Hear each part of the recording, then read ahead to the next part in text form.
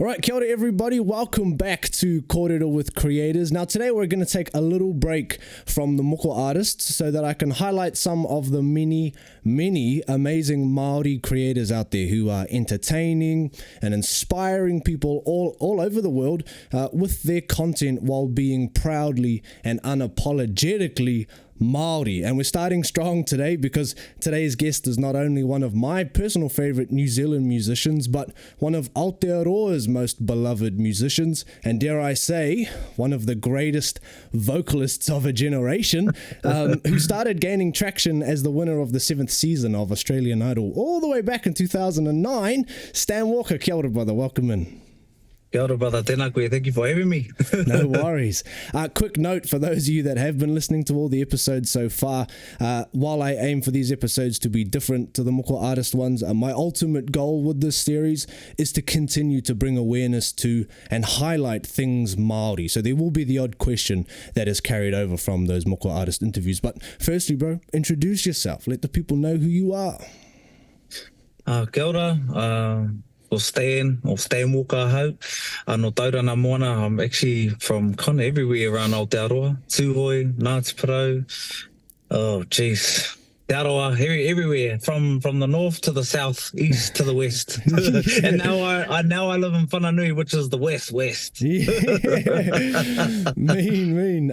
So let's kick it off with a pretty strong one and maybe a complicated question. What does being Māori mean to you? I think just it's a lot of things. Proud. I think it's one of my greatest superpowers. My uniqueness, and it's a big part of my confidence. I think me being Māori, knowing who I am, where I come from, and who I come from, has kind of made me into the person that I am today. The way that I carry myself, the way that I present myself, the way that I write music and who I write music for.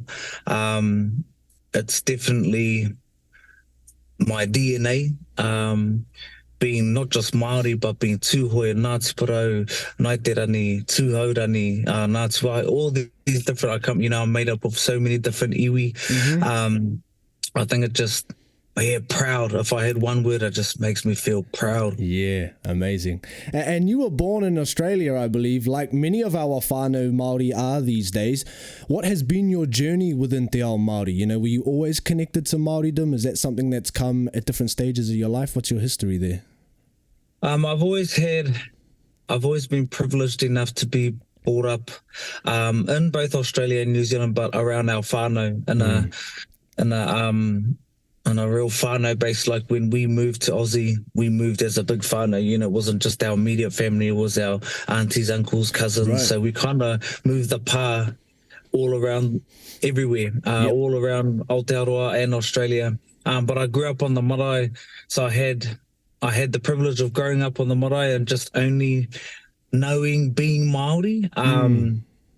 So I've always just known I'm Māori, being Māori, but my hiding in terms of like really finding out who I am was in the last 15 years, really diving deep into my whakapapa. And because I spent, kind of half and half in Australia and New Zealand, starting out as an Aussie artist, nonetheless, Māori, doesn't matter if I was in Africa, India, Ukraine, wherever. I'm Māori, through and through. But I've always had this yearning for home, even when we moved to Aussie, because we moved back and forth kind of every 5 years. Right. My mum went over hapu with me, had me in Aussie, brought me back when I was a baby. Then we moved back when I was 4, moved back when I was 9. So back and forth. But I've always had this yearning for home. Even when I was a kid, when I was little, I felt kind of out of place and displaced. I've always felt a deep connection to my whenua, to my whānau, to my marae, to my hapu, to my iwi, to my mauna, to my awa. And so that's always been in me, and it's been a non-stop burning fire within me. but the journey into like really discovering myself has been it's been a pretty full on journey, an exciting journey, but you know, it's come with a lot of challenges that I didn't really understand until I got older. You know, because we just grew up in a village when I grew up back home, up at the marae.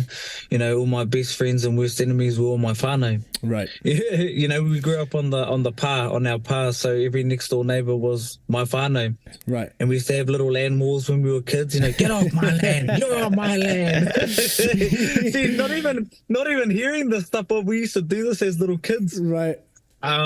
So, you know, I've always had that, and just growing up on the marae too, like, I'm very thankful for that, because I think, in my whānau, I've continued that journey of reclamation, but also being, unapologetically Māori in any space and all spaces.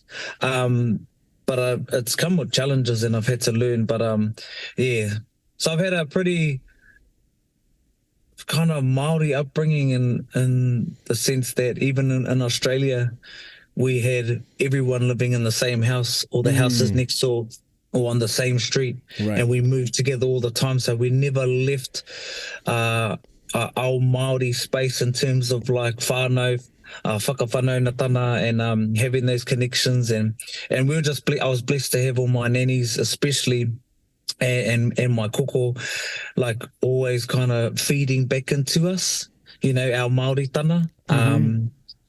Because my mum and dad came from a generation where they just wanted to get away from the marae. They wanted to get away from the pa, where my whole life I've been trying to get back to it. Or for me and my wife to move back to her pa in Whananui in the middle of nowhere. But it's been a journey. It's been one. That's pretty fortunate though, you know, because we know that it's one of the big issues that lots of our whānau who do move to Aussie, and because like we know lots of Māori today live and are born and raised in Aussie, you know, having issues with feeling Māori enough if they do come back, you know, when those that do decide to make those journeys back, or journeys of reclamation, reconnection, you know, they can have these issues with feeling Māori enough, or you know, things like this. Do you have any advice for not just young Māori, but Māori in general out there who are feeling uncertain about their whakapapa, their Māoritanga? I think, like, you know, us as Māori, we don't quantify blood. That's a very it's a very Pākehā colonized way of, you know, how they've tried to separate us from our culture, from our taha Māori or taha Indigenous, or where we come from.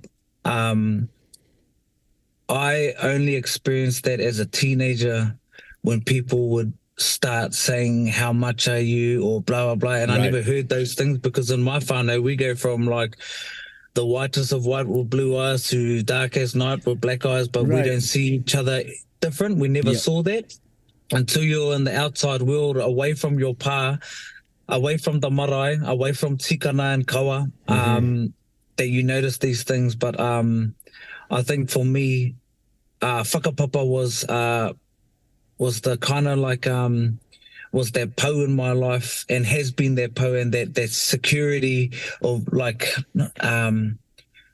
just that matter of factness of like, no, I am. Yes. Because even if, just say, I only had one grandparent that was Māori, I would not exist if it wasn't for them. I wouldn't be able to be who I am if it wasn't for them, for the sacrifices they made, and all my tipuna made for me to be here, to be outrageous, to be incredible. And I think my advice to anybody who kind of doesn't feel Māori enough, or they have to always just say, I'm part Māori. I was like, for me, man, I mean, I can say this because I've had cancer, but it's a terrible analogy. But the way that I think is like, if I just give you a little bit of cancer, how much cancer would you have? You'd have the whole shebang. Doesn't matter how small or big. And that's my thing, is that, man, it runs in your blood, and just once you find out not only who you come from, where you come from, but who you come from, I don't think that you can be the same. Well, for me, I haven't been the same, and that whakapapa has given me that, like, you know, if anybody wants to check me, I'm like, oh, this is my whakapapa. I don't ever have to do that now because I just know who I am. So I'm like, I don't have to like justify myself. I just am who I am, whether people like it or not, or people try to nitpick and say this and that. I get it all the time, but I'm like, oh, karoha. Yeah. And you know, it's one of those things it's sometimes it's kind of hard to explain to people the power of whakapapa, you know, like it's quite a thing to be able to trace these genealogies, you know, as far back as we can with the power of whakapapa. That we know plenty of people who are non-Māori that but the great grandparents was about as far back as I've ever known, you know, and we go, oh, I can trace back our whakapapa right back to the bloody boat that they turned up on, you know, and it's like it's a hard thing for people to grasp. And so when people are out there challenging people left, right, and center, you know, oh, you can't be Māori because of this whatever reason, you go, well, literally look right here. I've literally got the receipts as far back as it can possibly go. And it's just sort of it is such an incredibly powerful element to our people. But like I mentioned at the beginning, you know, musically, we're both musicians, and your career really sort of started taking off, didn't it, after Australian Idol?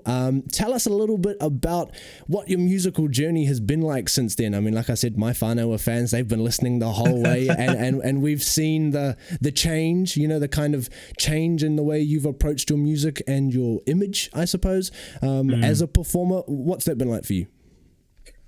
I mean, when I first started, first of all, I'm so grateful for Australian Idol because none of this would have happened. I'm so grateful for my time and living there and the things that I've learnt and grown up in Australia too, because that is the whakapapa of why I'm here today as an artist. I got that incredible opportunity winning Australian Idol.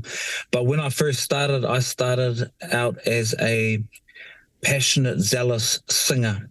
Right. Not so much an artist. So it took me you know, even still now, I'm still developing, I'm still evolving, still changing, still growing. But it was just trial and error. You know, I was just learning on the job. I was literally catapulted into the mainstream industry on this huge platform, and I had to figure it out as I went along, and it come with a lot of challenges. And I think I struggled because I knew who I was, where I come from, but I had to really dim my light as being Māori. Right. Even talking like this, you know, I would do interviews in Australia and be told they can't understand what I'm saying. So I had to, when I was on Idol, they set me aside and they're like, oh, we're going to get you, we did 3 days of filming, you know, the packages that come up on TV, go to your whānau, blah, blah, blah. And they couldn't understand anything I was saying. And they were like, oh, we're going to put you through speech therapy. Wow. Because we can't understand the word. And because I don't like being told what to do and I'm competitive as hell, I was like, okay, you think that I can't talk. So I learned how to talk like them. And so and the Australian, like in the context of Australia and being on mainstream platform. So I had to say, hey guys, my name's Stan Walker. I'm so excited to be here. And I'd always talk really soft like this. And but it was a journey, and I've never ever like lost myself in terms of like I've always known who I am, but it was a journey to fight for me. And it wasn't until I did I was an X Factor judge in New Zealand, and I was mentoring these people, telling them to be proud of who you are and telling them not to, you know, falter and you just stick to your guns. And I was like, actually, what am I doing? I've just kind of succumbed to my surroundings. And because I had no teachers, I had no examples and nobody to show me what to do when you're in this industry. And so I said yes to everything. And I just tried my best to always be myself. But with so many, like, I was just like, there were so many barriers. There was not barriers. There were so many restrictions of me. Like, you know, I wasn't allowed to talk the way that I was. Because it wasn't marketable. I wasn't allowed to grow my natural hair as an afro. I got told my career would be over because of my hairstyle. Don't be too Maori. You're not like those ones. And I was like, I'm every bit of those ones. Don't sing, like, don't do Maori music like in the way like brown music. And I'm like, what is Maori music and what is brown music? Music is music. And yeah, so it took me a while to really stand in my own and not ever just like be staunch in myself and not let anybody tell me how I was going to be me, because I'm the only one that knows how to be the best me, and I'm the only one that knows actually who I am and what I want to represent and what I want to get out there. So it was a big I went from a singer to becoming an artist. Like, you know, I didn't know anything about anything. I just knew how to sing. And so my artist development has been over years, and it's trial and error. And I tried the dance thing. I tried the really poppy thing, and I tried all this different thing because I was trying it out. I was trying where my voice sat best, but I just know when I write music now, I write music that it's my chance and my opportunity to bring hope, life, joy, and healing to people. And when my words fail me in conversation or social media, that I have time to really think about, okay, what is my job? My job is to bring hope, life, healing, and joy through my music. And our reel has been a big part of that. Our own stories, our own whakapapa, our own heroes, our own everything is been the thing that I think the world has listened to and the world has attached, like, you know, they've kind of taken to me. And that's just me being my true self. But it's taken 15 years. I'm in my 15th year this year to become this man and to become this artist. And I just was trialing my way through, and I failed many a times, and I just make music now just to leave a legacy for my kids, my mokopuna, and to bring hope, life, healing, and joy. And it's through our culture, through our stories. That's where I'm at now, and whatever however it sounds, that's however it sounds. I'm not trying to like go for anything to try and fit in or try and be the next trend. I just want to make music just to make music and to reach people, man, to woo people, not to, like, obviously to entertain. But if it doesn't like make me feel something, I don't understand what the point is of making music. As artists, what is the point if we're not making it for ourselves as well? Kia ora. And that's absolutely true. And because it's a hell of an industry sometimes, you know. It's not always a friendly place to be. You know, I know Alien Weaponry in its early days, they had producers, you know, try to make them change the Māori lyrics into English, you know, like, don't sing in Maori, sing in English. No one will understand you, no one will like it, you know. And of course for us it's the bulk of our image, of course, you know, is the reo, is Māori dim and Māori tanga. And just like you said, it's fortunate that, you know, you've had the time and the trial and error to sort of find yourself in that space and with these struggles that this industry can face upon us. And I feel grateful. I've only been in Alien Weaponry coming up on 3 years now. You know, the boys did all the hard yards for nearly 10 years before I jumped in here, and I couldn't even imagine it at, how old was I then? 22 when I joined the band. 21. I couldn't even imagine trying to navigate this industry if it was, you know, fresh off the bat, like you would have back in 2009, you know, like literally zero idea about how this industry works and some of these challenges that you can face, and the way that they challenge you, like you said, you know, the way that they challenge you to be people other than yourself can be a brutal thing. But luckily, like you said, as long as you stay true to yourself and your fans, you know, the fans of course drive the whole thing too. You know, they're the ones there that we wake up every day and they prove everyone wrong, you know. They're the sort of testament. They're like, no, they love the Māoriness, they love who we are for who we are, you know, not what the higher ups want us to be.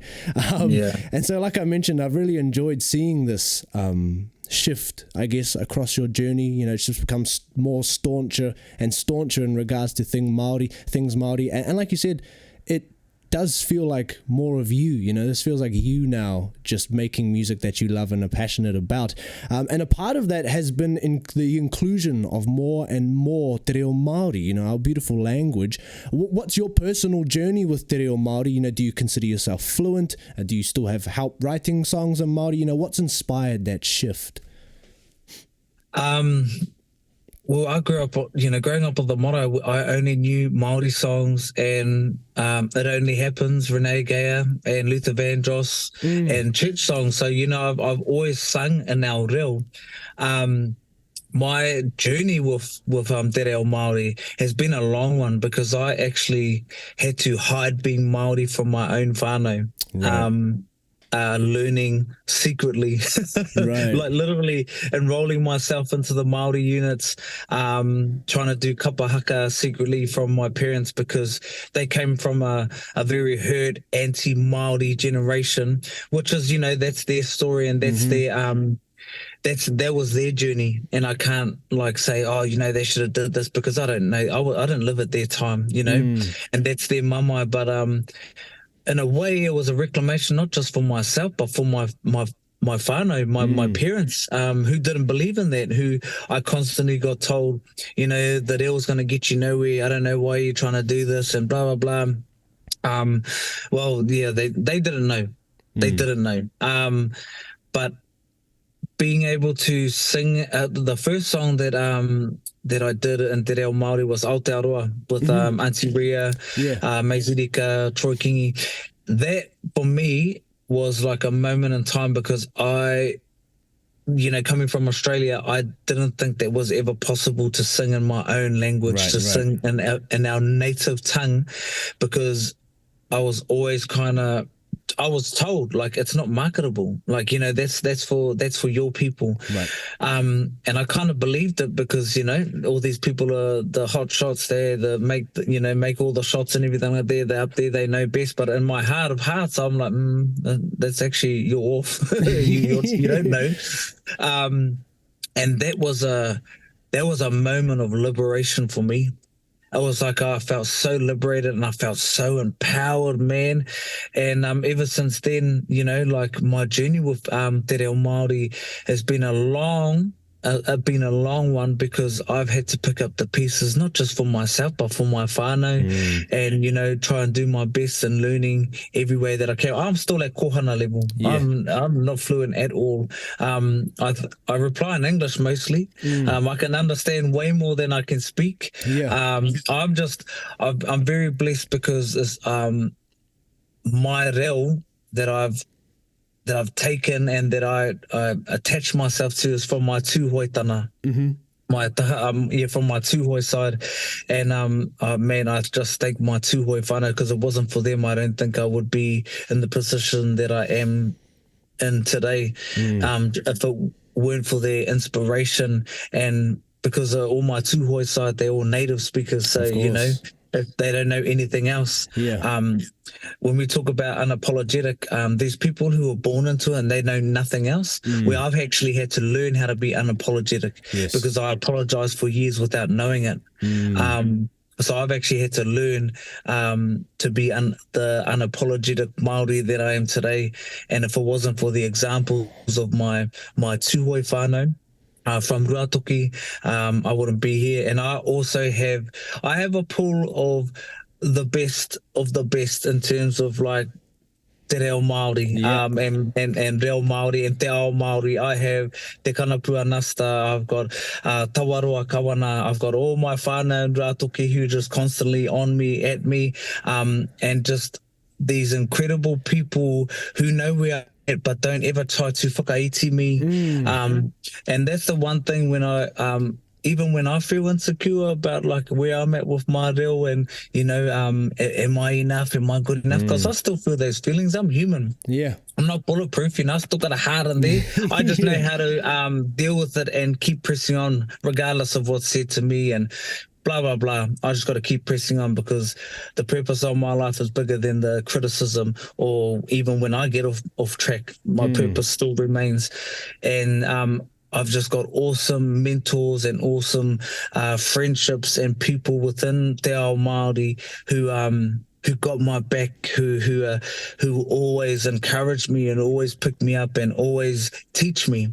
I love being taught, because like I think the older I get, I know nothing, just about anything. So I love learning, and I love learning from people who are smarter than me, better than me at everything. That's who I surround myself with. I surround myself with people, better singers, better artists, the best in the reo. I want to be around the best so that I can be better, and I want to be the best because I'm competitive as hell. And why should we not want to strive to be the best? Because, man, when I think about like our tupuna, who fought and died for us to even be, for us to have our reo, we actually owe it to them to be outrageous and incredible. And so that's a lot of my confidence is the people who came before me and the people now who back me to be, because I'm not just I'm just done this all on my own. I have people behind me who actually are my hands and feet and are the people who help guide me to achieve the greater goal for kaupapa that's bigger than myself. So I can't do this on my own. And I fully know that. And it's definitely anything from my waiata, from anything that I do, anything that I post, anything that I sing, the way that I dress, whatever. I have people that help me become the best version of myself. So that's my it's been a mean journey, and it's just surrounding. For me, I've just surrounded myself with the best and the most humble, man. I feel like people at the top in anything, like they're always the most giving and the most humble. People at the top and at the bottom, everybody in between is trying to like fight for that position. But yeah, I just try and bypass. I want to hang with the people who are way better than me and go back to where I'm from to actually be reminded when I get too up in my own head. Oh, actually, no, I need to check myself. So yeah, I definitely get humbled, but in the most loving way, like, you know, by people who really know their stuff. So yes. It's been a mean journey, but yeah, Aotearoa, doing that song, that was the liberation for me, and then it's just been a domino effect, and I'm like, why not? Yeah.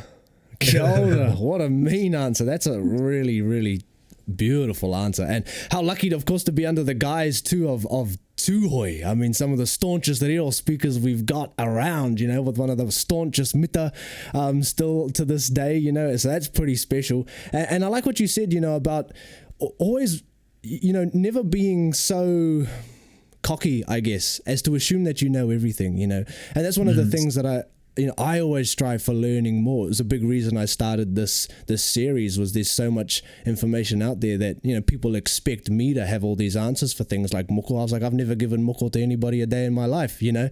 And of course, I could continue to tell people what I think I know or what I maybe do know, but there's no one going to be better to tell you than those at the top, and in our case that would be the Moko artists, you know. And so it's really cool seeing that same sort of shared mentality and approach to these things, because you're right, so people have a hard time wanting to learn more sometimes, you know. Online we see it all the time, the know-it-alls, everybody's got the answer kind of thing. So it's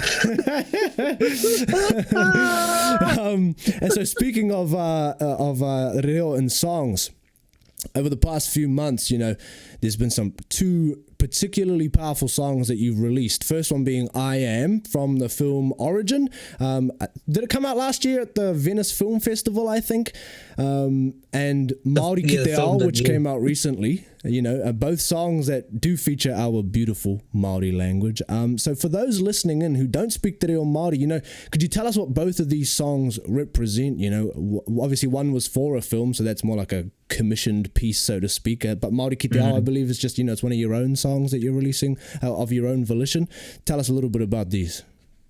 I Am has been living with me for the last 7 years. That kaupapa. And then I was given an incredible opportunity by Ava DuVernay, the director of Origin, who gave me a call, and she was telling me about her film, and she loved my voice. She saw a video on YouTube of me doing a cover of Kanye West.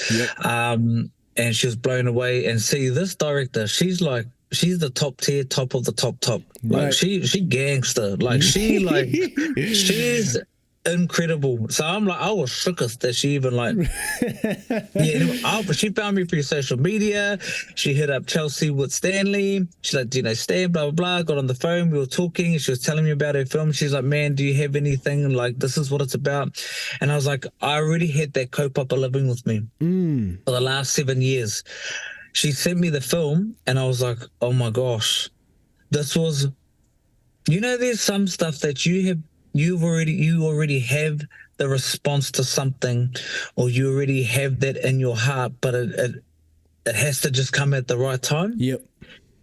7 years later came at the right time. So I was in the studio, and this is the emotional reaction to this film, which this film it's crazy. It gives whakapapa to so many of the things that are happening in the world today and that have been happening for centuries, the caste systems which we live in. And my job as an artist is not to go out there and fight everybody and do this and do that. You know, people want me to do this, say this, and write songs about this, but my job is to come in and bring hope, life, healing, and joy.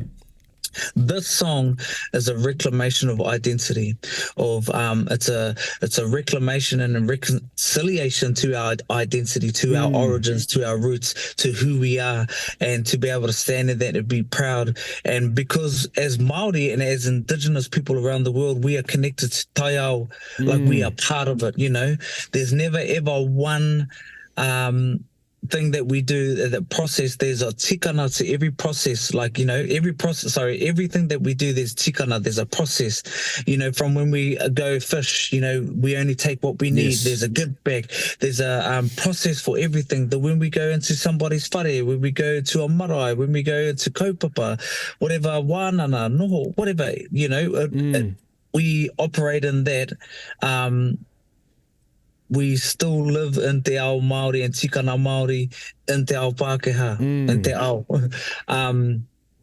And so this is like I was talking about, like in the song, like, you know, we are the colour felt in the spring. You are the one breathed into, like all these different things on talking about tai ao and how we're connected. And connected to the whenua and connected to the past of our tipuna and who came before us. And the chorus I did with Uncle Donnie, Te Kanapu Anasta. And I wanted to, because I never had a chorus, and I wanted to bring more te atea in, but a modernized version where it kind of, because within Mō Te Atea, we share the same kind of nuances and the same tones as a lot of Indigenous cultures around the world. We chant so similar, if not the same, but we get it. It's on the same wavelength. And I wanted to incorporate Mō Te Atea, and even the way that Native Americans, Native Canadians, when they chant, I wanted to have that sound so that even though that people didn't understand what I was saying, they could feel it, because it's on the same wavelength that they live in terms of their Indigenous and the way that they waiata Mō Te Atea. And the chorus just explains, you know, the creation of where we come from, where we believe we come from. One of the stories of where we come from as Māori, and I wanted to connect Māori, but all people to be empowered to reconcile and to reclaim your identity. So that was I am. And then Māori ki te ao is an extension of that. It's one and the same. Yeah, because so the vibe is very similar, eh? Like they could almost be a sort of a pairing, eh? Yeah, and it literally is a pairing, and I still have other songs that are still yet to come that are part of the same body. They're just different styles, but the message, there's different parts of the story, you know, and Māori ki te ao is standing firm in our identity. You know, we've got this blanket cover that we've all lived with as Māori, it's calling ourselves Māori, but we actually have our own identities within te ao Māori, being Māori. I'm Tūhoi, I'm Naiterani, I'm Ngāti Parau, I'm Tūhaurani, Ngāti Wāhiao, I'm Naitahu, all these different things. And I wanted to really just stand in my tūhoitana. So even though it's a very Māori song, but it's standing in our identity, being staunch in our identity. And in this song, it's my taha tūhoi. It's my tūhoitana. And it's kind of like my love letter to tūhoi, because my whānau from Tūhoi, my tūhoitana has really inspired me to be able to stand the way that I do. That's my mita. Like, obviously my mita is very strong in the way that I sing and talk in Māori, even though fully not fluent, but that's the mita that I have learned and attached myself to and felt at home in. And so, yeah, this is showing that, you know, like the kupu is, he Māori ahau, you know, I'm Māori, ake forevermore, he tūhoi ahau, mana mo tu hake, like, you know, but I'm saying I'm Māori, but I'm tūhoi. Yes. But that goes for anybody, like, you know, he Māori ahau, ake, he whoever you are from. He Apanui ahau, he Ngāti Porou ahau, Yes. you know, but that's it's for our people. This song is for our people specifically, and it's my love letter to Tūhoi. And again, I wrote this with Te Kanapu Anasta. And I said to him, I was like, I want to write a Tūhoi song. I've already got the beat, I've got the thing, and this is what I want to talk about. And so we started having a wānanga before we went into to the session, and it just came so naturally. I had Matt Satgrove, my bro, who produced the songs, produced Māori Ki Te Ao, and I had Riapo, and I had my cousins in there. And honestly, like, people don't understand that this is a corporate effort. This is a whānau effort. I was in Tauranga recording for the very first time, and I called up all my cousins. Up to cuz, oh, nothing. What are you doing? You know, because, man, we got a pool of singers in Tauranga moana, man. Man, Matatua, I'm going to say man, we got the singers. And lucky a lot of them are my whānau. So just calling them, up to, come to the studio. I was like, get in there. Told Auntie Ria, get in there. So I got her voice in I Am. She's doing all the ad-libs at the end. Right.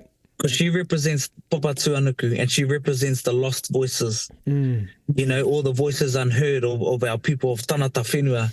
And then, you know, got all my cousins, all the whānau in to do our manoa wera and Māori Ki Te Ao. And then just had the whānau there, the cousins there jumping on the instruments, doing BVs.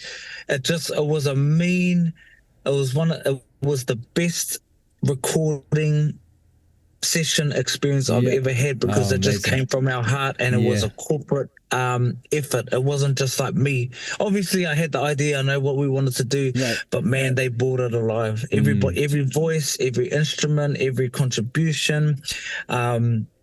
It was wicked. And to be able to film the video back in Ruatoki in the way that we did, and like, people think, oh yeah, man, you had special effects. The crew is me, my bro Shay Sterling, who is the main camera operator.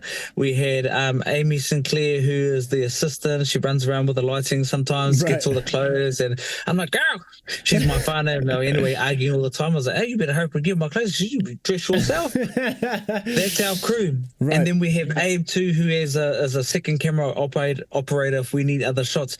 But we do guerrilla style. We don't have a big crew. We don't have all these cranes and everything. That's just my vision. I know exactly what I want.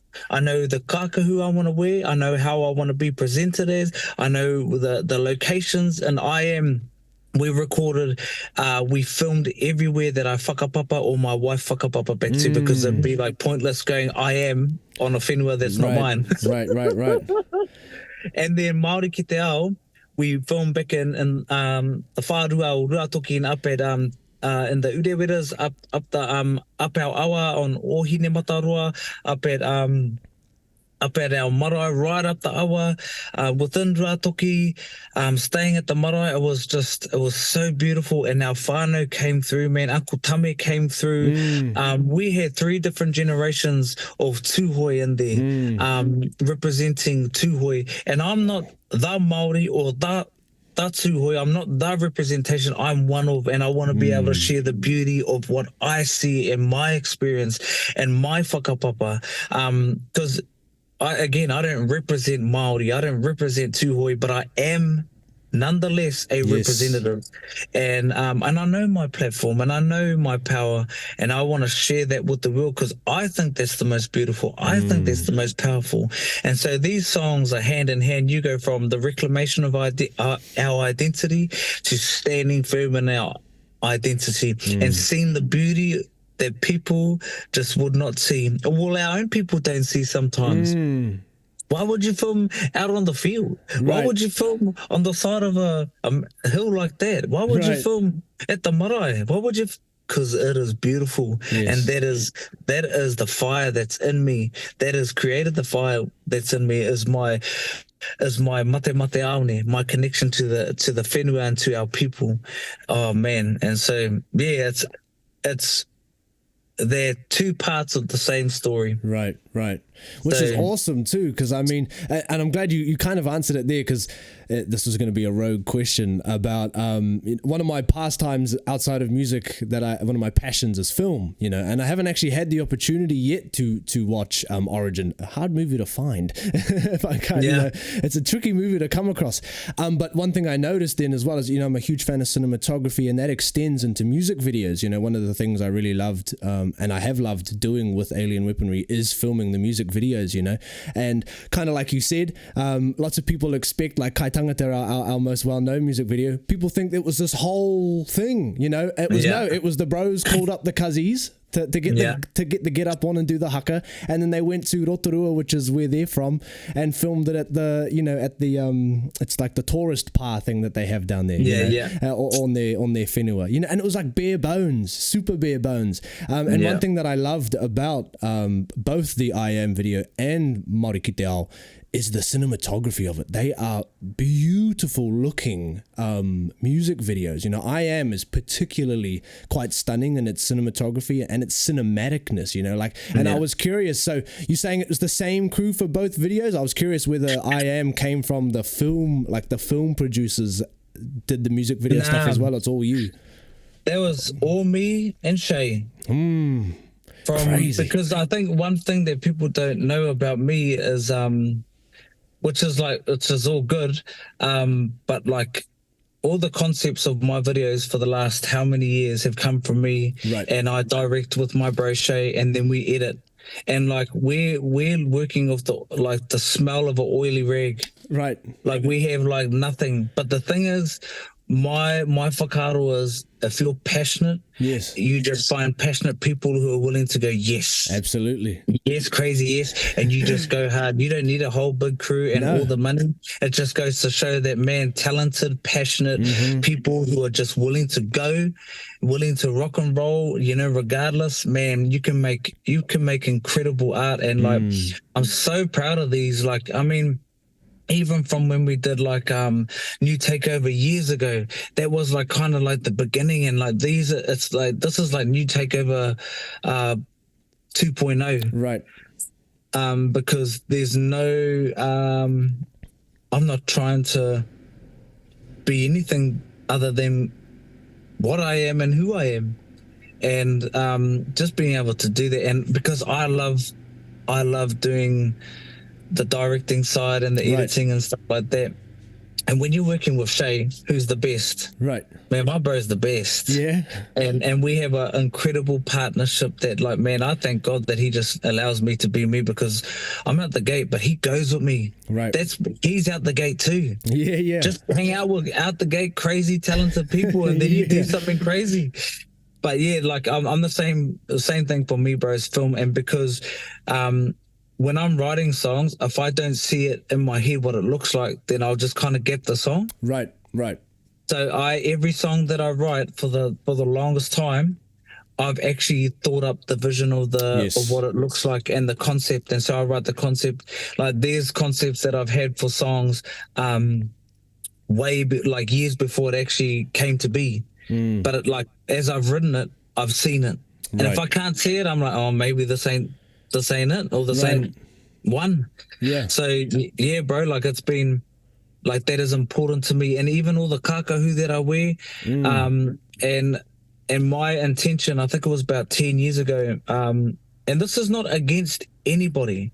This was actually something that I noticed. I was just like, we look to America and we look to all these different things that we got to have what America has shown us that looks good on video clips, all these different people, and I'm like, actually, I just think that our own people are the best looking, the most talented. So I made a conscious decision to never to only use Māori, Pacifica, Indigenous people in my videos. About 10 years ago, and ever since then I haven't used anybody but native people. And it's not because I don't like any other people. It's got nothing to do with that. It's got everything to do with representation, to show that we are everything, Absolutely. that we are amazing. This is not going against nobody. And so to be able to have those people, to be able to have representation in terms of the kakahu that I'm wearing, with I had Kitty Nathan, and then because I styled myself as well. People don't know that. It's, I think, just out of necessity, because usually I have my bro when we do Kaupapa, Sammy Salsa, who's an incredible stylist. But for the last like 7 videos, I've just done myself, because we're isolated in Whananui and I'm planning from here and we got to go.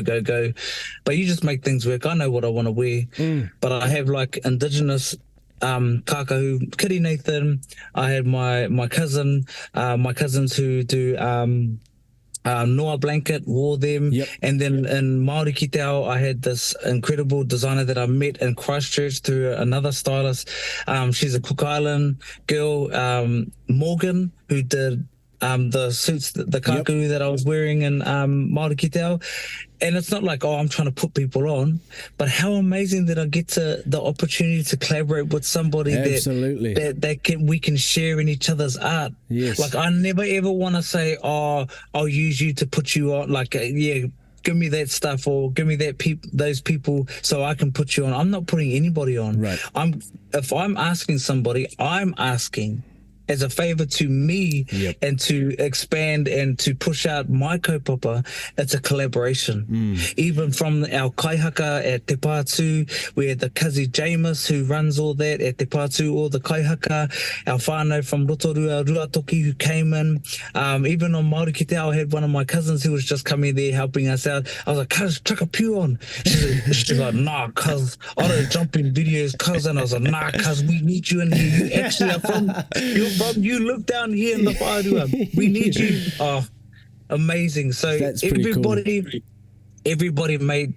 bring this to life. Every location, the people who helped us with locations, with costumes, people joining in, from doing our kai from the marae to our kaumātua, giving us whakapapa, had Uncle Tame, had, man, like, people don't understand what comes with it to make this. It's not just me. I'm just fortunate enough to have these incredible people who came along and they saw this kaupapa and they helped build it to make it greater than what I thought. Awesome. That's amazing. I'm glad you talked about fashion there too, because it was one of the questions I had, because me personally, I love a good outfit. You know, I love trying to make a good fit. And I love finding ways to blend, you know, Māori imagery, Māori style, our taonga, our jewelry with, you know, modern clothing, I suppose. And you are another person that I see as like a Māori fashion icon, particularly in these recent music videos. You know, some seriously beautiful clothes, you know, so I'm glad you talked a little bit about it. You know, is any of it, like you said, the jackets designed, that I Am stuff, you know, is that designed specifically by people you know, or have you just artists you found and bought in a shop, thrift stores? And your taonga, you know, you have that incredible that's Kitty Nathan. It's all that's her, Kitty Nathan. So I used some of Kitty's stuff, that definitely their big butty taona. Oh my lord, I was just like, when I went to their shop, she's like, oh, what taona do you want? I was like, I want the big one. I want the big one. I was like, nah, man, I want the biggest. I want the buttiest. And then the rest, I just went in. I went to a costume shop to get some stuff, and then the rest most costumes or stuff that I get that I've been wearing in the last, I don't know how many years of my videos, I've gone and op-shopped. And op-shop from Whananui, from Save Mart. Is it Dress Mart, Save Mart, whatever it's called. Man, people don't know, and they're like, man, what's the desire? I don't know. Yeah. You know, and I think they're the same. You can find some amazing stuff in there, you know, and it's just about how you piece it together, you know. And I've always found your style pretty immaculate, to use those words today. Of course, because you also, I'm not entirely, are you a co-owner? Are you the founder, you know, of a clothing brand? You know, you're part of the brand. You know, what's... I'm a part owner of the brand. I've got a glorified title as creative director. Right. Do I creatively direct? Yes, of course. I'm just a part of this company and part owner, and it's been awesome because I've always loved fashion, and I'm just so thankful to Joe and Aida, who are our big bosses that that have brought me on board, and because I've been a part of the finance since it began, and in the room that me and Joe used to share, and we were just a part of it as friends, just to show the support. I was the photographer of the first photo shoot. Right. I'm not a photographer, but we just all chipped in just to help the bro because he got something started and he wanted to go for it, and we're like, okay, sweet as. One thing I learned in Australia is I learned how to back people. New Zealand is quite terrible sometimes, if not the most terrible when it comes to tall poppy. Absolutely. Be mean, but don't be too mean. Can't even back your own mates. It costs absolutely nothing to share something, whether you like it or not. Australia taught me that when mates back each other, even if they're mud or if we think that they're mud at something, they back each other. And I couldn't get it because I'm like, but they're mud. This is my opinion. They're mud. But who the hell do I think I am to have my opinion stop me from actually backing my mate? And so that's what we did, and just being a part of it and been doing incredible things. And it's grown so much. I think we're on our 7th year now. And so, I just help with what I help with, designing and what we do, where we go, and it's an awesome company with incredible people. But the heads of our company, Joe and Aida, man, they're gangster. They smart. See, hang out with the smart people. I'm not so smart. And so I've always had a passion and a love for kapa haka, Māori performing arts, for those who don't know.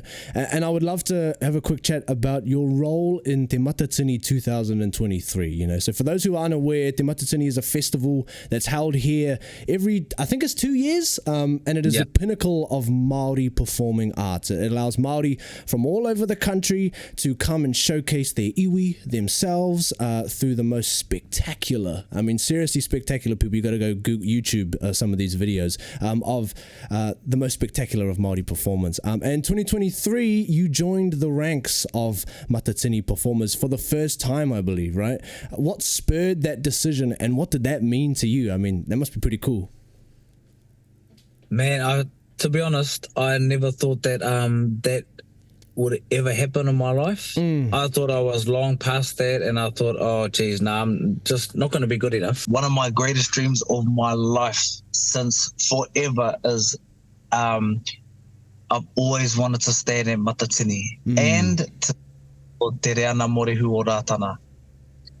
And it was either them or Tauira, like I had an option, like I'm the man, but really.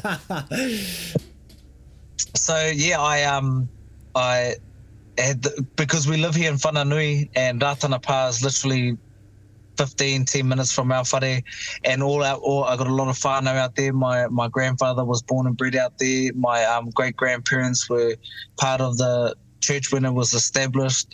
So I've got a big whakapapa out there, heaps of whānau out there. And so standing, man, we did the campaign. For me was probably the best thing. It was hard work, man. I got tested, and I actually I took all those months of mahi. Right. I didn't do gigs because I was like, I think this will be the only time and the last time that I ever get an opportunity to do something like this. And I asked my wife, and I was like, hun, can I do this? This is something like I've always wanted to do my whole life. Now we live here, I have an opportunity. Can I not work all these weekends for noho? And she's like, yep. But man, it was hard, and I was scared that I wasn't going to make the cut, make the lines. But I did, thank God. But I worked my ass off, man. Before, like it was hard out. It was hardsy, but that was one of the pinnacles of my life, because even in that moment and that like campaign, but that moment on the stage, it was like a lot of healing for not just me, but my whānau. It was dreams true. It was, it was the example that I was setting for my kids. It was the legacy that I was leaving for my kids, my mokopuna. And for anybody that knows nothing about te ao kapahaka o te ao Māori, that I know my platform, that I got to share that with my platform and the world that I live in, that my music and my name lives in, and people that and they felt inspired. And because every time, man, I love talking about our culture and who we are, and I always, when I meet, like, you know, or if I'm in LA, I'm like that, you know, that auntie and uncle or those new parents that always want to show photos of their kids. Right. This is my nephew, my baby. I'm like that with kapahaka and my kids. I'm like, man, have you guys heard blah, blah, blah? Lord, this is our culture. Man, this is amazing. And for years, I've shown, like, honestly, some big artists, like some of the biggest artists in the world, I've shown them kapahaka, and they're like, man, y'all. Like, I don't know. But because I'm so proud, and so for me to be able to do that, it was a dream. And it's rare in your life that you actually get to see a dream become reality. Yeah. You get to live a dream, and I've been really fortunate in my life that I've actually lived out all my ultimate dreams. Amazing. If I died today, I died so content and happy. But now I got new dreams, so I'm like, not yet.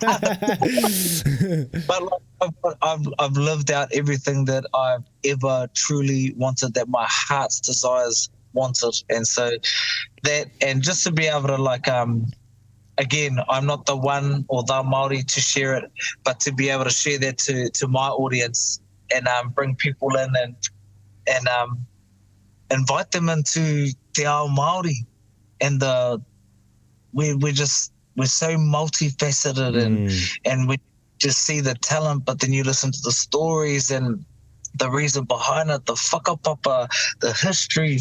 Oh, it's inviting people into the greatest world that ever was. Yeah, amazing. That's pretty cool, pretty special. Yeah. Now, sort of going back now again to the I Am Music video, you know, in that video it was kind of revealed this beautiful new moko that you have, you know, it runs from the top of your head down your back, stunning, very unique, you know, I've never seen anything like it. But funny story too, I remember when I was a kid growing up listening to your music, watching your music videos, you know, I remember the moko on your hand, which people watching have been able to see on camera, you know, I used to think it was the coolest thing ever that I'd ever seen as a kid, as a young boy. But so what does moko mean to you, you know, as a Māori person, you know, what's been your journey with moko? I mean, when I started, my first moko was this, and my inspiration behind this, I was like, I didn't want to have what everybody else has. Right. And as a singer, I was thinking, oh, well, Michael Jackson had a glove, this is my glove. Right. But what I love, and I'm sure every Māori shares in this, is the whakapapa that we have, our stories that we have of our whakapapa, of our tipuna, of our whānau, that are etched into not just our, like, you know, this is who we are, this is our identity, but in our skin, that we've got our living stories that we get to share with people. And people are like, whoa, man, that's so cool. But then you get to share the stories. Right. That's what I love the most. And so when I got that, you know, I've got my nan and koro on there who were my greatest inspirations, were the greatest loves of my life, were the examples of love, and where I'm from, and, you know, it tells their story. And then when I got this one on my head all the way down to my back, it's so cracker because I seen this meme, like, people were like, it was mates that were sending me memes and comments of people saying, oh, nah, it's suspicious. He's definitely copied the avatar. Or people like, oh, he's not the avatar. And I was like, well, obviously I copied the avatar. Come on, like obviously. And I just came up with this arrow on my head by myself. So the avatar is one of my greatest, like, it's my favoriteest cartoons ever. And I remember thinking to myself years ago, I was like, one day I'm going to get a Māori version of that. I was like, what a beautiful moko. And I was like, that would look beautiful. And what people don't know, obviously the design was inspired by the avatar fully, obviously. I hope people knew that. And obviously I'm not on the avatar because I'm old. Unless I played the older version and then suddenly it switched to, like, maybe I could pass as, you know, an older version of Aang. But Yeah, when I got my bro, I remember saying to him a couple of years ago, I was like, oh, one day I'm going to get this. And I told him when I went, I was doing a festival on the Gold Coast, and I was like, yeah, I want to get it. I think I'm ready. I'm quite impulsive too, so once I make a decision, I do it and I live with it, regardless if it was bad. I'm like, yep, okay, I've got to live with it. I made that decision, especially when it comes to moko.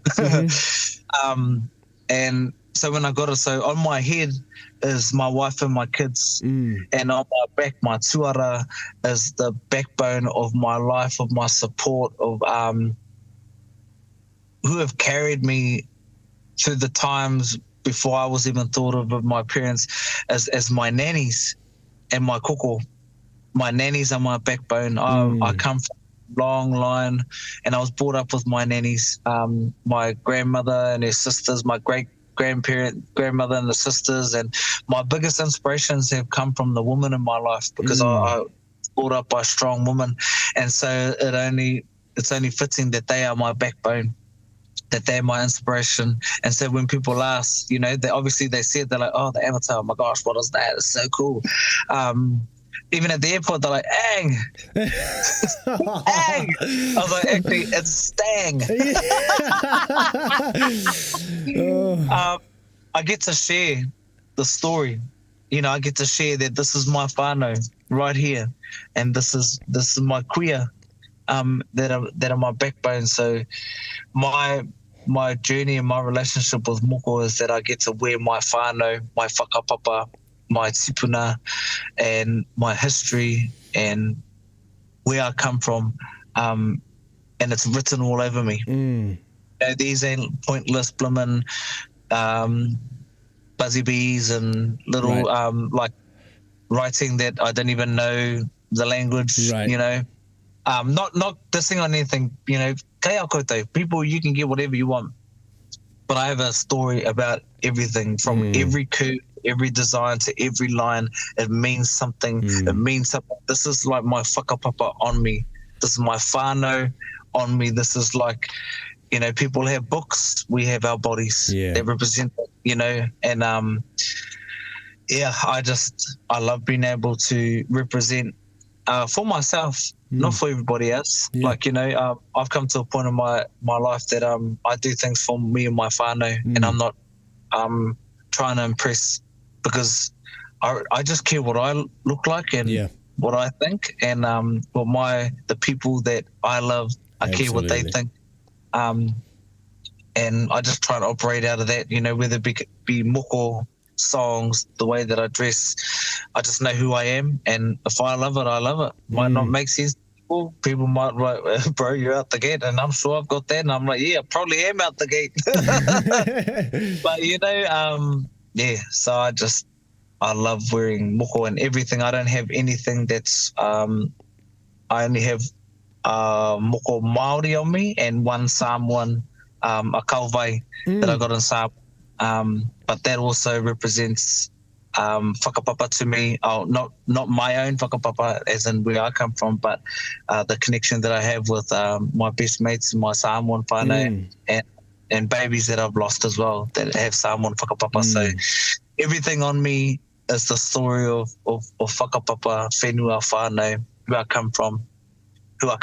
Yeah. Mean, beautiful, eh? And it's funny that you mentioned the Avatar thing too, because I remember when the other Avatar, the blue people alien avatars, when that latest movie came out, and because like the aliens in there have got face tattoos, I remember watching it in the cinema. I was in Los Angeles at the time, and you come out of the cinema and they've just watched the avatars with face tattoos, and then they saw me walk out and they were like, wait, the avatars again? They're like Avatar this, Avatar that. It cracks me up now that there's two ends to the Avatar spectrum for moko. It cracks me up, I've seen other creators have had that interaction too, like, oh bro, you must have really liked Avatar, and it's like, oh man. So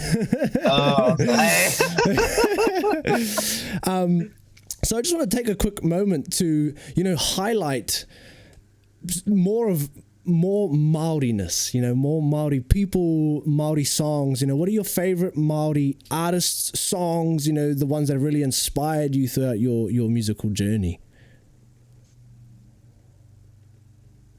I think my first inspiration of Maori artist or Maori was my nannies.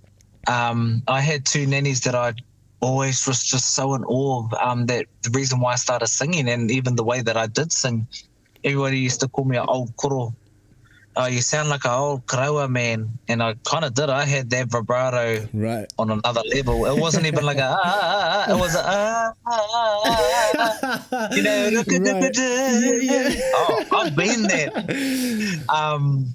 So I was inspired by my nannies, my Nanny Doe and Nanny Connie, who were quite prolific singers in the Ratana Church, especially Nanny Connie. And yeah, they were my first inspirations. And I think, man, I've been so, like, I think as I've gotten older and become my own artist, and seeing other artists, other Māori artists, even a lot of my whānau, I'm more inspired by them. Like, it's so awesome to see my cousins, who are brother and sister, two singers in Kōrero, grew up, like, we did a gig together. They were singing backup for 1814. And I was crying. I was like, and I went to go and watch them at One Love, just watching my cousins. My auntie Ria, big inspiration. Rob and Sila Ruha, Maisie Rika, Troy Kini, like, just watching these, they are those matter of fact, and only have known being matter of fact and unapologetic. They only know that. That inspires me. They actually don't know how to not be, because they've only ever known that. And I just love them. Oh, and my favorite song at the moment is Whaiara from Aotearoa Roots. Oh, sat in the car the other day. I was crying for a whole hour, and I listened to it about 20 times. Crying.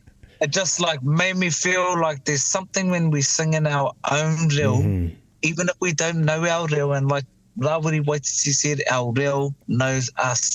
Something opens up in the atmosphere that just, it woos people, it breaks down every barrier, and it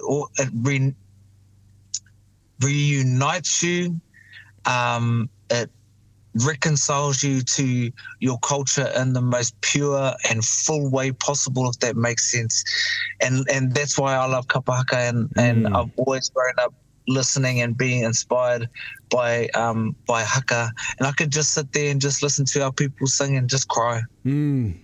Just cry. And I want to be able to have that in my music. So I'm inspired by my nannies, kapa haka, and by all our Māori artists in Aotearoa and in Australia, all over the world, who are singing and being their best Māori self. You fellas, bro, yous are the first of the first, man. I remember watching you fellas at the awards, and I was just like, wow. It was just like, it was because I grew up on Metallica. And I grew up, like, Metallica's like, man, OG. So my dad loves heavy metal. He loves hardcore and heavy metal. But Metallica was my jam. So I knew every song. And so to hear, like, something that in that realm, in our reo, man, that was gangster. I was like, yeah. And do you know what's so cool? I love seeing the first of the first. It's actually a beautiful thing, and it really encourages me. I was like, yeah, let's push. And it's a pattern I noticed, you know, when the boys started that journey with the reo in their music, you know, and I don't know if it's coincidentally or if there was this kind of like moment, you know, because they were at the awards and these things, and the other eyes of the industry are looking on, you know, that all of a sudden then it was like, oh yeah, let's do it, you know, let's do this more and more. And since there's, you know, just been this sort of ever expanding use of our reo in music throughout the musicians in our country, you know, obviously musicians who have had songs in English and then they've re-released them again in Māori, you know, in recent times, or like yourself, they're just making new Māori music. It's just this amazing ever-growing thing and passion for our language and culture that, you're right, it's uniquely powerful, you know, like I love the stuff that the boys have done in English, but I love the stuff in our reo, you know, like it's Yeah, the right. reason I joined the band when they approached me to join, you know, it was like because they push everything that I'm passionate about, our history, the real history, our pūrākau, you know, and our reo and our people all over the world. So that's been pretty special. So towards the end of our chat now, I'll finally ask you, this is obviously a series about content creators. So what actually has been your relationship with social media? I think over the years, I've pulled back a lot because social media is, I mean, it can be a beautiful place. It's a place of opportunities that can really put people on and give people a platform, give people careers. And I don't take that away from nobody. It's beautiful to see that, man. People going out there, putting themselves out there. To put yourself out there, to be scrutinized, criticized, hated on, whatever, is, man, that's, I give it up to anybody that puts themselves out there. But I think social media has become, and it's been like this for a while, that people think it's real life. Yes. For me, it's not real life. It's an opportunity to share my stories, my gifts, and my kaupapa. But it's not, over the years, I've really pulled back because, I don't know, it's like the older I've gotten, the more anti I've gotten with social media. And I don't want to post stuff to post stuff to get another click, you know? And we have people and teams that are like, oh, you know, you should do this. And I'm like, yeah, well, I'm not going to do that. Yeah. Like, that's just not me. And I think I just used, I use social media as a platform to share my kaupapa to the world. And my kaupapa, whether it be a photo, a song, a video, is the same thing in some way, shape or form, to bring hope, life, healing and joy. We live in a crazy world, and it's been crazy, not just now, but it's been crazy. There's something always, there's a new. I think for me and my purpose is to stay steady, to stay in my lane, and to make sure that I'm always there to deliver a kaupapa that brings hope, life, healing and joy. And so I just stick to that, and I try and keep that what it is. But I know that social media has been powerful in the way to spread the message. There's a few things I love. There's no gatekeepers in terms of, like, you don't have to go to somebody to ask to get to there. Like, literally, me and Ava are on a DM and we're on a phone call, you know, one of the greatest directors that's living. And she is a black woman who's one of the greats, gangster. Just social media. Yeah. Just a young social media. Me and Jojo, I don't know if you know Jojo. Yeah, sure do. But, oh my Lord. Social media, straight to them. We have these direct connection to our fans, to people, that there are no gatekeepers anymore. I love that. I love what TikTok has done for people, and the opportunities. Like, if it wasn't for people reacting on TikTok to Ultralight Beam, I wouldn't have had. I am part of Origin. I'm so thankful for that. I just don't buy into anything of what people say. Yep. I have to stay focused on what I'm doing, because my kaupapa is my kaupapa. It's not that I don't care about any other kaupapa, but if I get distracted and I go off course, then I'm not actually doing what my purpose is supposed to do. And so I don't read comments. Right. I don't read comments. I don't read, because good and bad, they're going to get to your head. Yes. Because we're human beings. So I choose not to. I make a conscious decision to not do that. And somebody, but then if I know somebody and they've messaged me something, oh, this is happening, I'm like, oh, geez, because I don't buy into that world, because that's not my world. Right. Because at the end of the day, I don't care. None of them actually, they don't wipe my kids' bums. Right. You know? Yeah. Their comments actually ain't wiping my children's bums. They ain't actually paying my mortgages. They ain't paying my, you know. So I have to, like, detach myself from comments and what people come back, good and bad, because I just have to when I deliver something, it's there for the people. Yes. However they take it. It's not up to me to tell you, you need to experience it like this. You need to get where I'm coming from. Did you get the kaku I was wearing? Did you get that tunnel that was in? I need you to feel like what I'm feeling. It is up to people to interpret and to feel the way they want to feel. And the beautiful thing about us as artists, as musicians, as storytellers through our music, as life givers, as healers, as entertainers, music, regardless of where we come from, what language we sing in, what we look like, it transcends culture, language, color, religion. It goes beyond the facade or like, you know, this is my creed and this is where I'm at. It literally reaches into people's soul and woos them out. And that's what I love. And if I get distracted or deterred, then I'm actually, I'm ripping off somebody's blessing. I'm ripping off my own self because I'm ripping off somebody else because I let somebody alter how I felt. Oh, they told me that I was the man, that I should do this, and I went and did it, and it just failed. Or if they told me that I'm mud and that you should give up on your life and what you do, then, you know. So I just deliver the message, leave it. It's up to the people. Kaya koutou.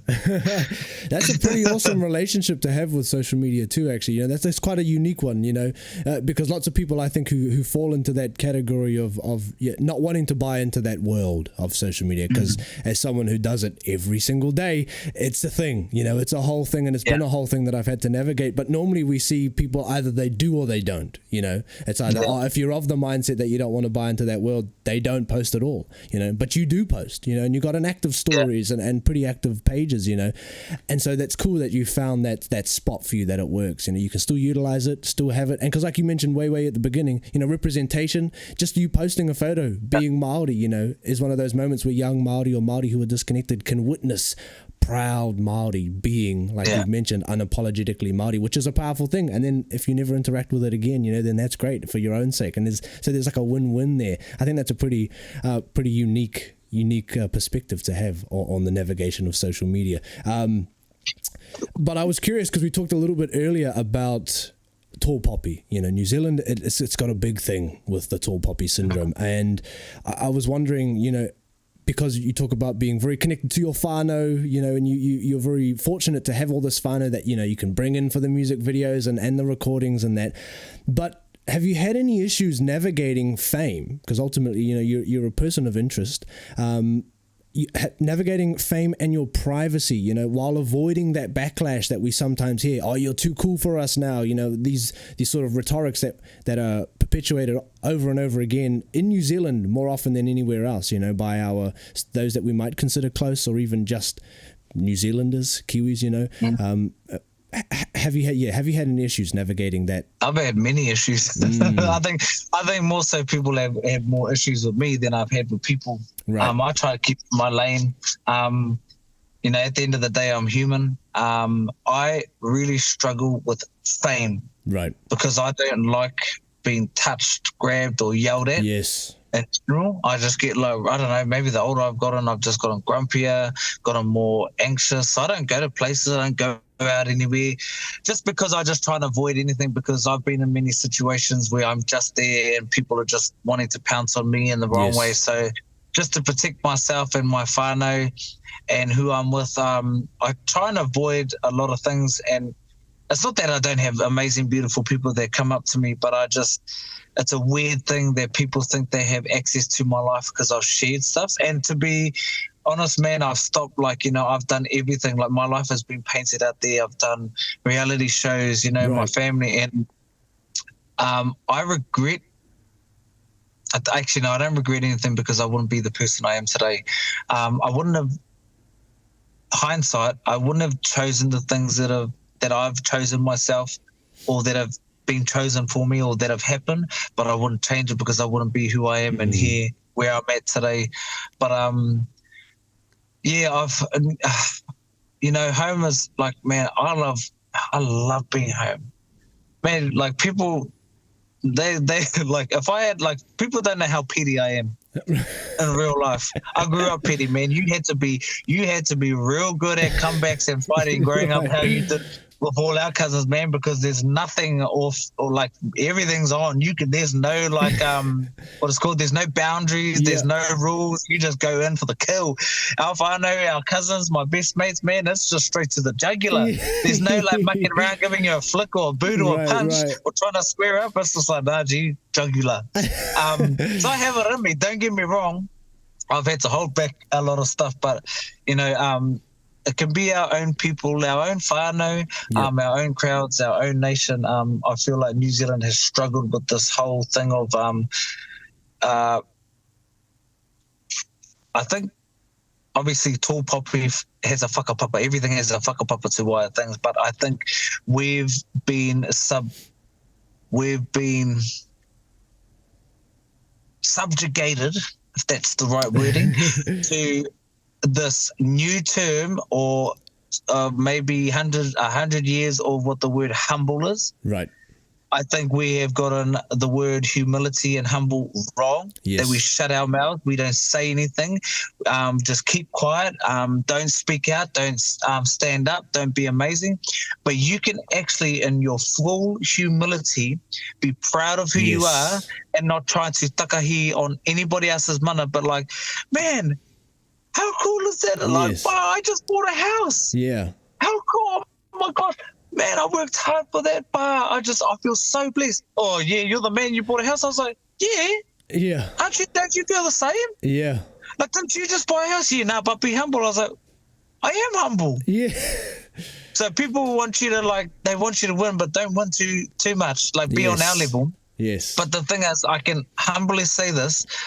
Anybody that tries to bring me to their level, they will never be on my level. Not because I think I'm better, it's because I know who I am and where I'm at, and I got nobody. I don't have to justify myself or bring anybody else down. When somebody in in our sphere, and you know, our bros, we go to the awards night or we're getting in a single.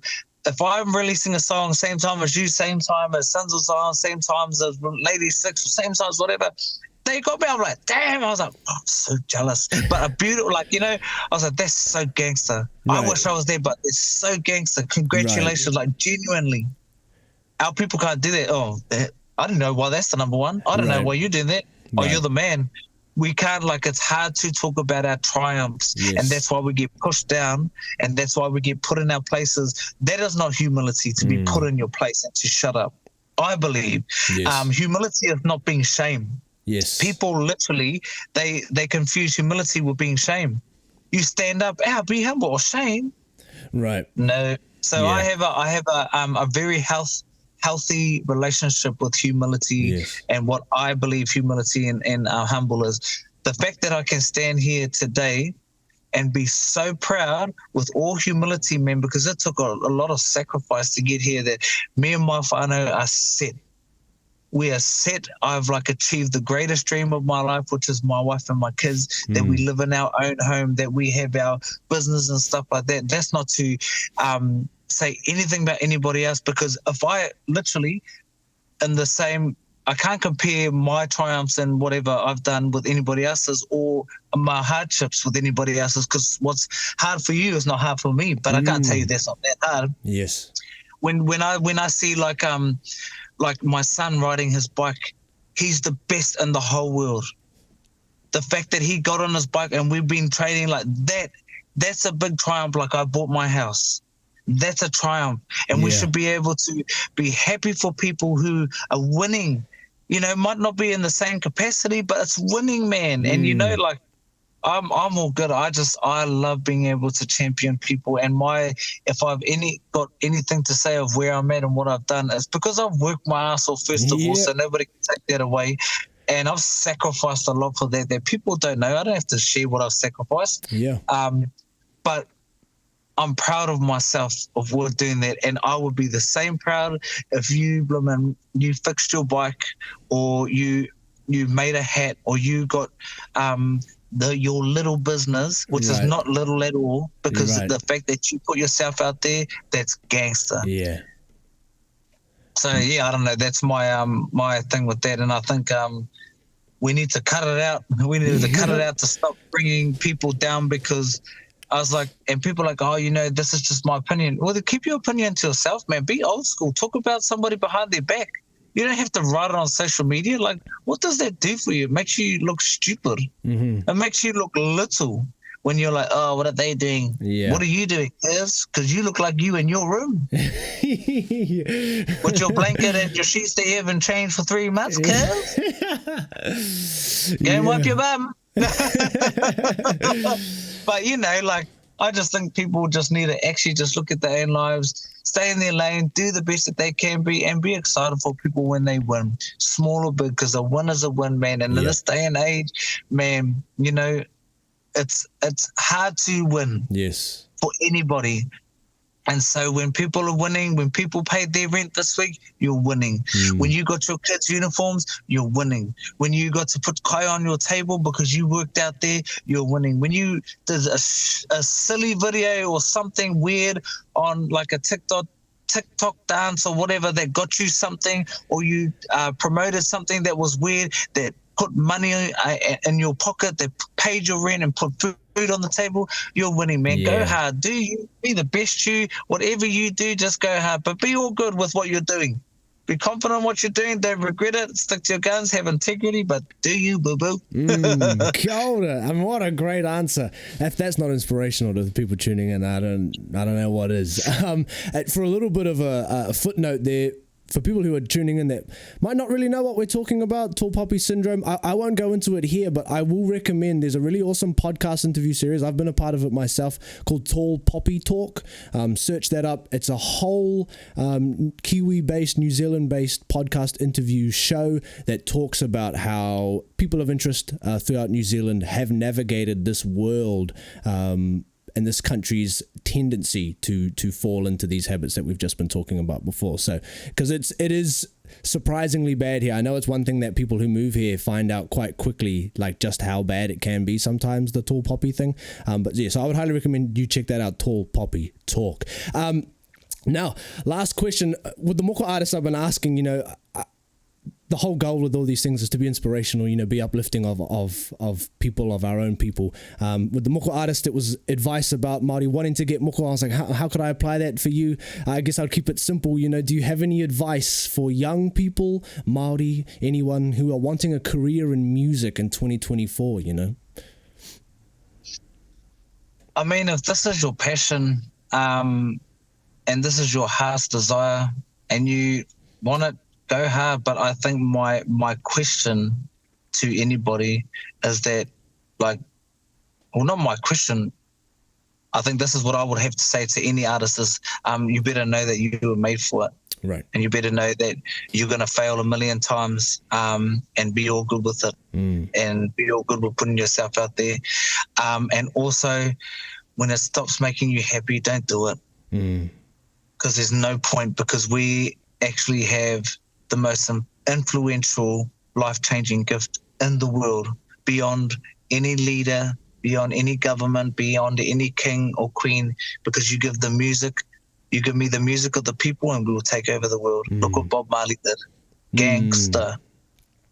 And that's what we've been given, this gift, and we go into that. If it's, if you're not happy, then just leave it. Just do it for fun. Just do it for fun, but always just like, man, if it stops making you happy, don't do it, and just know that you were born for it. But honestly, at the end of the day, I don't know.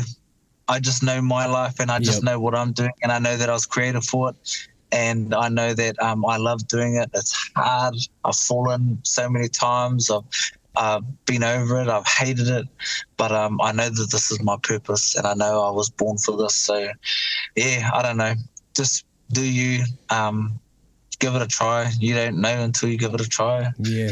But I don't know. I'm done with telling people how to, giving advice, because I think I've tried to give advice for the last 15 years and I've really not taken it for myself. But if you love it, go hard. But if you stop loving it, just do it for fun and don't make it your thing. Yeah. All right, well, tēnei te muhi nui ki a koe e hoa moto kōrero me tō whakaro i te rānei. Thank you so much for taking the time out of your day to sit down and have a chat today. I think this is going to be a really cool one for people. It's the first one that's going to break away from the Moko Artist one, so people will be refreshed.